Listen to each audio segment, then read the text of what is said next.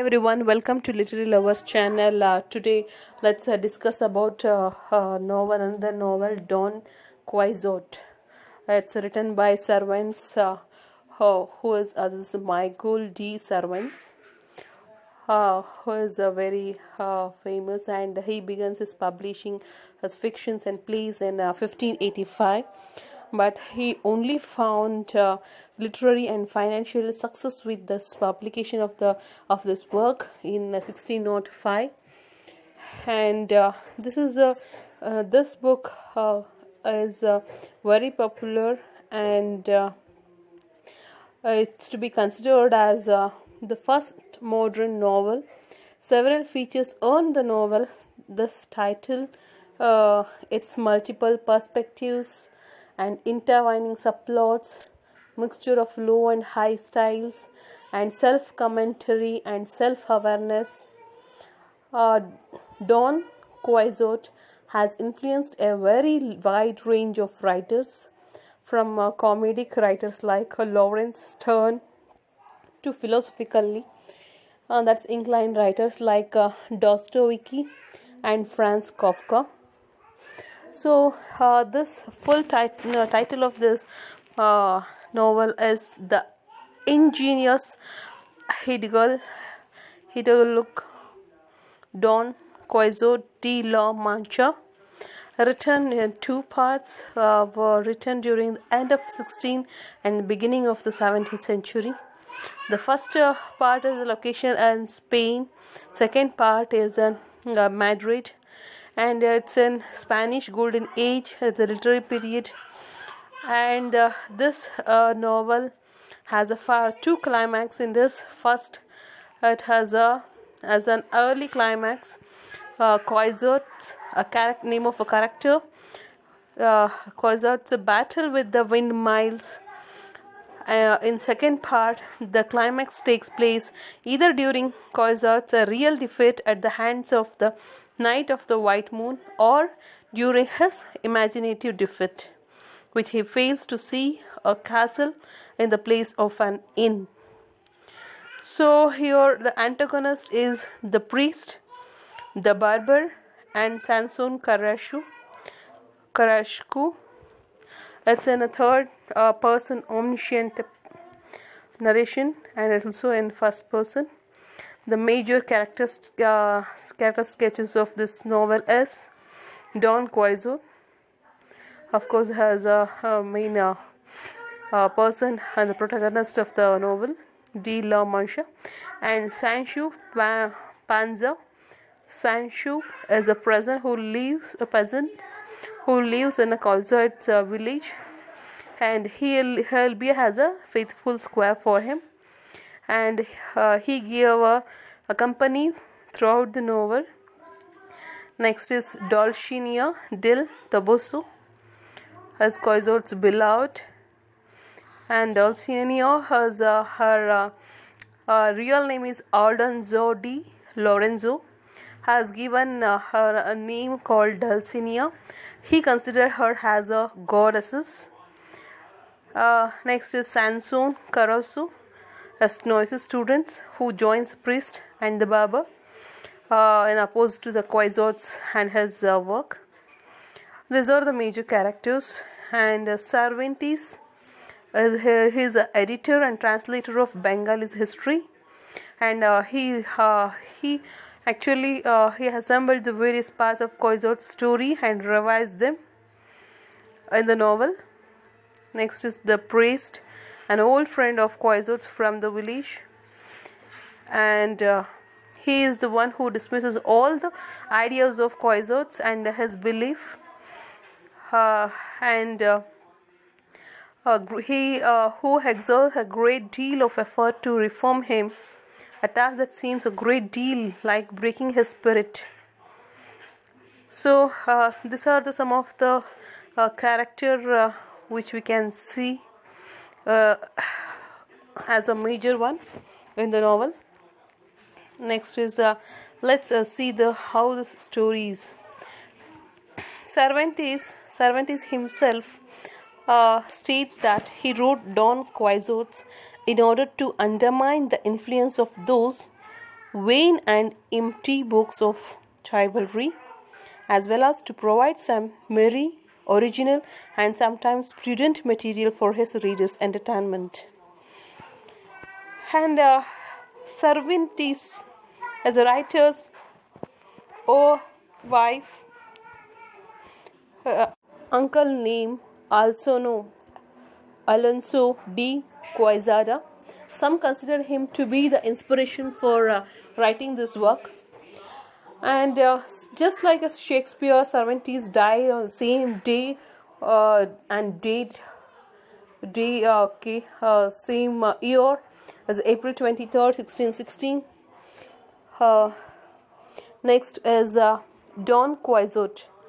The title character of the novel, Don Quixote, is a gaunt, middle-aged gentleman who, having gone mad from reading too many books about chivalries, knights, determines to set off on a great adventure to win honor and glory in the name of his invented lady love, Dulcinea.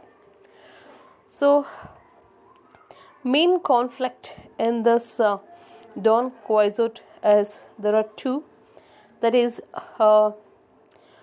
Don, or a person versus self, and person versus society. This story is person versus self because Don Quixote has trapped himself in his own world. So the plot revolves around the adventures of a noble from a La Mancha named Alonso Quixano, who reads so many chivalry romances that he loses his mind and decided to become a knight errant to revive chivalry and serve his nation under the name Don Quixote de la Mancha. It means that Alonso himself named him as Don Quixote, and he wanted to fight for the nation, for his nation, and he himself thought that he is a soldier and he is a very good fighter. This novel is actually about that a man crazy about chivalry that invents adventures and gives his best to survive. He called himself a knight, had a horse, found her servant and a woman he decided to fight for. He even saw Windmills as his enemies and fought them to honor his lady. So, in the story, he fights against windmills. Actually, it's a windmills.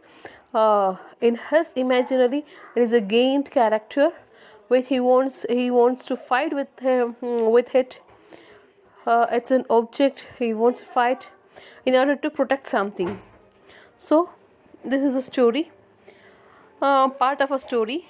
Okay, let's go to the story. Also, Alonso is getting on in years and has enough money to keep him from ever having to work or clean his own house. So he spends most of his free time while reading the books, and there are no other than the books apart from like knights riding around horses, slaying dragons. Such kind of books is interested to him. And one day he decided to dress up in a whole suit of armor and become a knight himself. He names himself Don Quixote de la Mancha, names his bony horse Rocinante, and gives his beloved the sweet name Dulcinea. He is knighted at an inn which he takes to be a castle, defends a young shepherd from his angry master, and receives a beating from some merchants who are ignorant of the rules of knight errantry. He returns to his village to recover. While Quixote is sleeping off his injuries, his friends, the priest and the barber, decided to burn most of his chivalry books, because which they think is it is a reason for his madness and recent injuries. After a first failed adventure, he sets out on a second one with a somewhat befooled laborer named Sancho Panza. As you know that he is a peasant, and he is a squire to him, whom he has persuaded to accompany him as his faithful squire. In return for Sancho's services, Don Quixote promises to make Sancho the wealthy governor of the Isle. So Sancho and Quixote encountered many imaginary enemies, gains that turn out to be windmills, enchanters that turn out to be an anger, muleteries, abductors, who are peaceful fairies. Don Quixote believes that the windmills really were gains, but that they were turned into windmills by his nemesis, a musician named Friston. The windmills that Don Quixote spots in the distance are always windmills. They are never gains. But Quixote is so convinced that they are windmills and that he attacks them. Another possible interpretation for this windmills is it represents the technology, the destruction of the past, and the loss of knightly values. It becomes the main theme of the novel, which is a relic. Next the story continues. Wherever these two people they go, people mock them and give them beatings because their ideas are so strange and ridiculous. They free a group of prisoners. They met all sorts of interesting strangers, many of whom are involved in unhappy love affairs. They attended the funeral of a man who died of love for a beautiful shepherdess, and they inadvertently helped to reunite several estranged couples. They met all sorts of interesting strangers, many of whom are involved in unhappy love affairs. They attended the funeral of a man who died of love for the beautiful shepherdess, and they reunited many couples. This are the first part. The part 2 finds Quixote a month older and eager to set out on his third sally. He learns from the student Carrasco that his adventures, those four, have been recorded and it's become very popular as in the name of chivalry romance. And he and Sancho, Quixote and Sancho become very famous. Within a few days, these both set out for E.I. Tabosu to obtain Dulcinea's blessing, but neither of them knows where she lives, because there is no such a person in real life, only peasant girl named Aldonza, very unlike the eternal princess in Quixote's imagination. As to embark of their journey, Sancho lies to Don Quixote, telling him that evil enchanter has transformed Dulcinea into a peasant girl, and undoing this enchantment in which even Sancho comes to believe and becomes Don Quixote's chief goal. It becomes Don Quixote's chief goal that he wants to disenchantment this Dulcinea. When they get back on the road, Quixote battles with the knight of the forest. This stranger is actually Carrasco in disguise. He is fighting because he wants to take this Quixote to his whole village. He take back him to village, but Quixote wins the battle and Carrasco just slings away in shame. These both Quixote and Sancho have several adventures. They stay with the gentleman, attend the lavish weddings, investigate a cave called Montensiones, where Quixote claims to have seen magical impulsive sights. When they get back on the road, Quixote battles with the knight of the forest. This stranger is actually Carrasco in disguise again, trying to trick the Quixote. And after that, the Duke later they become friends with the Duke and Duchess, who are fans first part of the history, but Duke and Duchess having their own tricks played on this Quixote.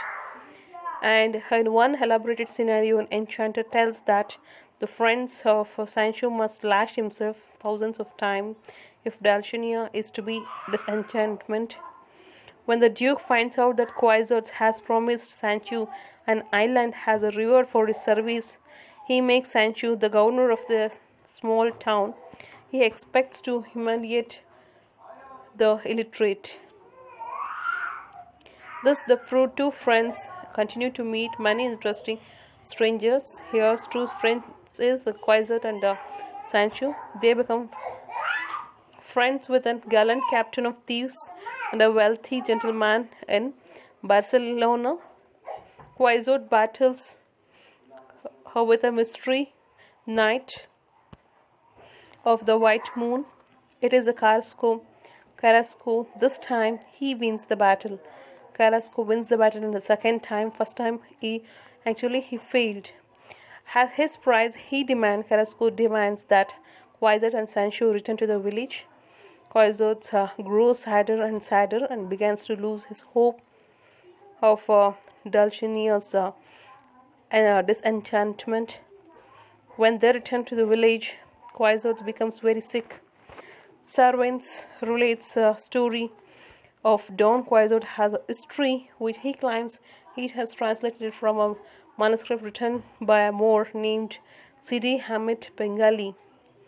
Cervantes becomes a party to his own fiction, even allowing Sancho and Don Quixote to modify their own history and comment negatively upon the false history published in their names. At the end of the novel, the beaten and battered Don Quixote forswears all the cavalry's truth he followed so fervently and dies from a fever. With his death, knights errant become extinct. Bengalis returns at the end of the novel to tell us that illustrating the dismiss of cavalry was his main purpose in writing history of Don Quixote. After a long sleep one day, he announced that he has regained his sanity. He now scorns knighthood and detests chivalry romances. There is no more Don Quixote. He is Alonso Quixote, the good. Soon afterward, he dies. So, this is the bit lengthy one. A novel, very descriptive and